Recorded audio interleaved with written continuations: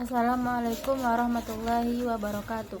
Alhamdulillahirabbil alamin. Assalatu wassalamu ala asrofil anbiya'i wal mursalin wa ala alihi washabbihi ajmain. Asyhadu an la ilaha illallah wa asyhadu anna Muhammadar Rasulullah. Yang pertama, marilah kita senantiasa bersyukur kepada Allah karena atas berkah rahmat dan karunia-Nya kita masih dianugerahkan kesehatan sampai saat sekarang ini. Selanjutnya, marilah kita berdoa kepada Allah agar selalu dilimpahkan salawat dan salam kepada Nabi kita, yakni Nabi Muhammad SAW. Yang terhormat Bapak Hanif Al-Qadri dan Ibu Himahayati, dan seterusnya kepada teman-teman yang seperjuangan dengan saya. Perkenalkan, nama saya Miftah Fauzia dengan NIM 220021113. Pada siang hari ini, materi yang akan saya bahas yaitu komunikasi internal dalam organisasi. Setiap pesan atau informasi yang dikirimkan atau diberikan oleh seseorang, baik dimanapun mereka berada, sebenarnya memiliki maksud dan tujuan tertentu. Begitu juga dengan pesan atau informasi yang dikirimkan pada sebuah lembaga, organisasi, atau perusahaan. Pasti pesan atau informasi tersebut memiliki tujuan dan maksud tertentu, kenapa pesan itu dikirimkan dan diterima oleh orang yang berada dalam lembaga tersebut. Dari begitu banyak pakar dan ahli yang merumuskan fungsi dari komunikasi dalam organisasi, ada 4 tujuan utama fungsi komunikasi dalam sebuah organisasi. Menurut Kan NK, fungsi komunikasi dalam organisasi yang pertama yaitu, dari banyaknya pendapat ahli dan pakar tentang fungsi utama komunikasi dalam organisasi, ada 4 tujuan penting fungsi komunikasi dalam organisasi.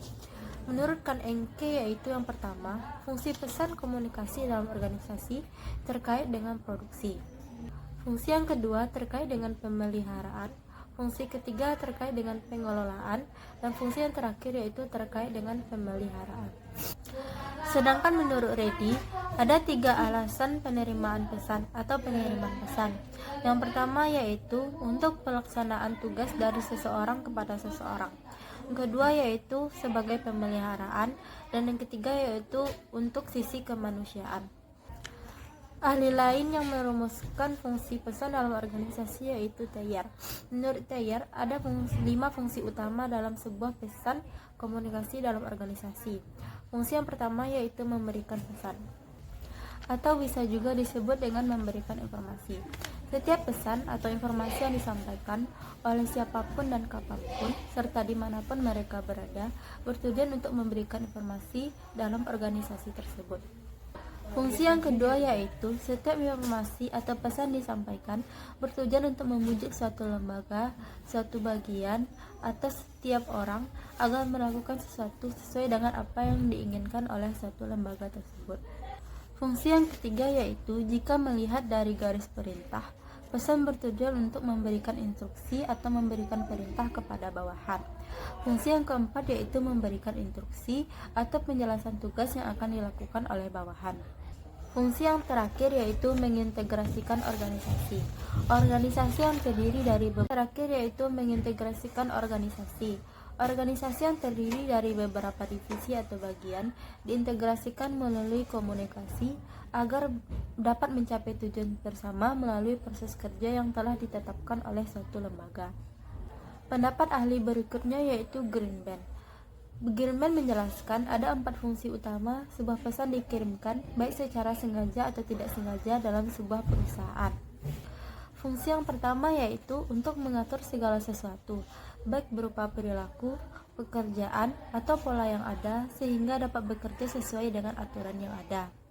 Fungsi yang kedua yaitu melakukan pembaharuan, bahwa pesan yang dilakukan atau disebarkan yang bersifat memperbarui bisa dilakukan. Artinya, informasi yang disebarkan itulah yang akhirnya bisa memperbarui perusahaan. Fungsi yang ketiga yaitu integrasi.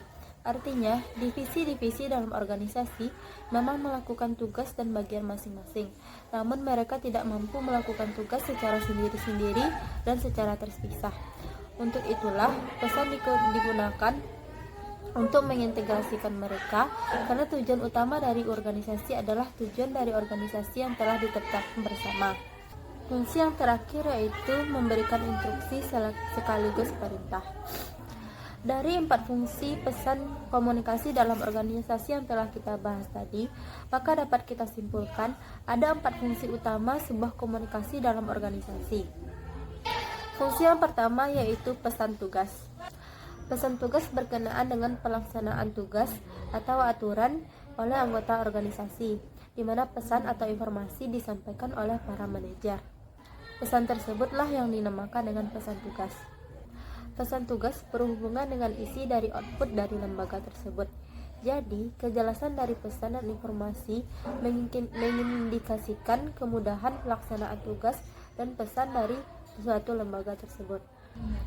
Fungsi yang kedua yaitu pesan pemeliharaan. Pesan ini membantu organisasi agar tetap bertahan lama, hidup abadi dan tak kekang oleh waktu. Pesan ini berhubungan dengan pencapaian dari output. Jadi, pesan pemeliharaan diharapkan mampu menjaga peran ritme komunikasi antar anggota organisasi atau manusia yang berada dalam suatu lembaga agar mampu dan bisa menjalankan tugas sesuai job masing-masing. Fungsi yang ketiga yaitu fungsi kemanusiaan. Karena yang bekerja dalam sebuah organisasi adalah manusia, maka tentu ada nilai-nilai kemanusiaan di dalam sebuah organisasi tersebut. Artinya, fungsi kemanusiaan langsung yang ketiga yaitu fungsi kemanusiaan. Karena yang bekerja dalam sebuah organisasi adalah manusia, maka tentu dalam sebuah organisasi memiliki nilai-nilai kemanusiaan. Jadi, fungsi kemanusiaan langsung diarahkan kepada orang-orang yang bekerja dalam organisasi dengan mempertimbangkan sikap, kepuasan, budaya, pola pikir, hak dan kewajiban orang-orang yang di dalam organisasi. Yang membuat sebuah perusahaan atau lembaga bekerja dengan stabil adalah kinerja manusia yang berada dalam sebuah perusahaan.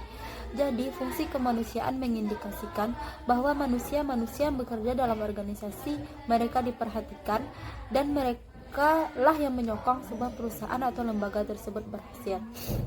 Fungsi yang terakhir atau yang keempat yaitu pesan pembaharuan.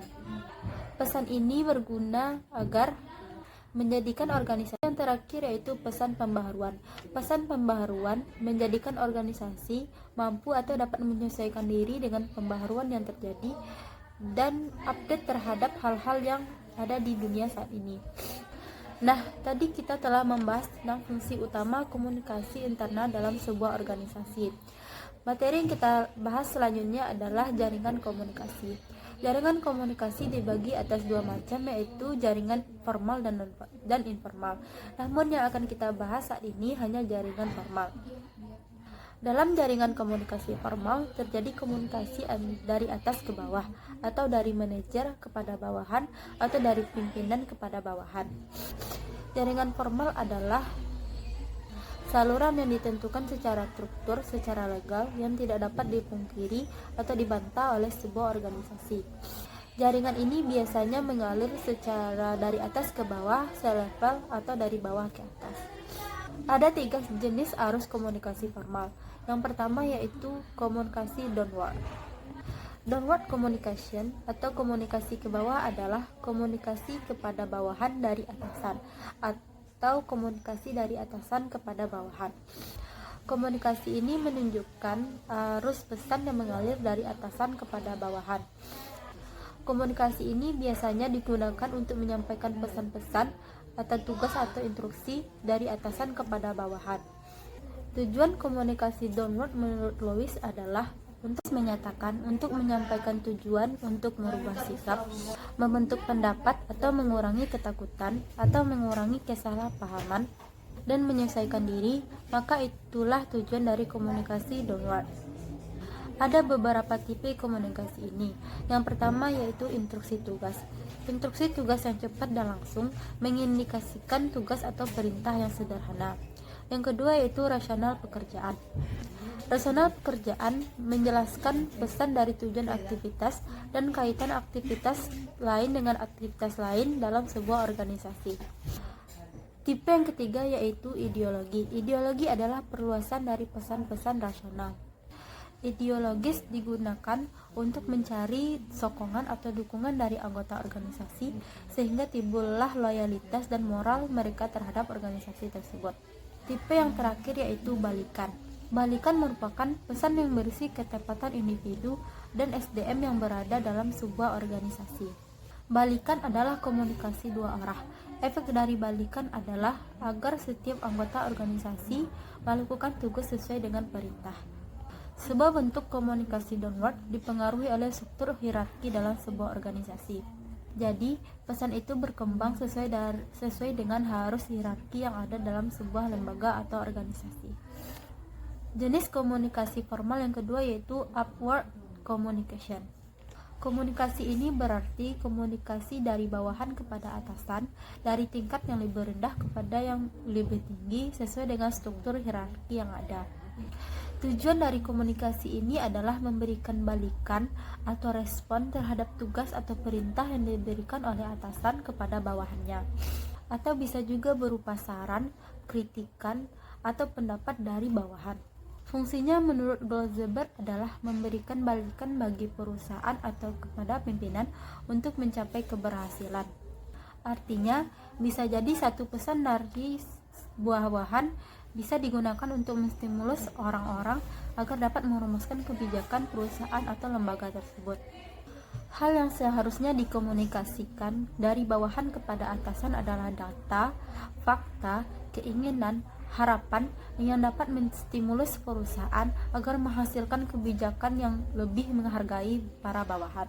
Jadi, hal yang diharapkan supervisor atau pimpinan dari komunikasi dari bawahan kepada atasan adalah yang pertama, apa yang dilakukan oleh bawahan. Yang kedua yaitu masalah yang tidak terpecahkan oleh bawahan. Yang ketiga yaitu menawarkan saran atau ide yang dapat menyempurnakan suatu unit atau sebuah lembaga. Yang keempat yaitu menyatakan perasaan atau pikiran dari karyawan. Artinya, dengan menyatakan perasaan atau pikiran, maka karyawan dianggap dihargai dalam sebuah perusahaan. Dalam menyusun program ke atas, ada prinsip-prinsip yang harus diperhatikan oleh para pimpinan.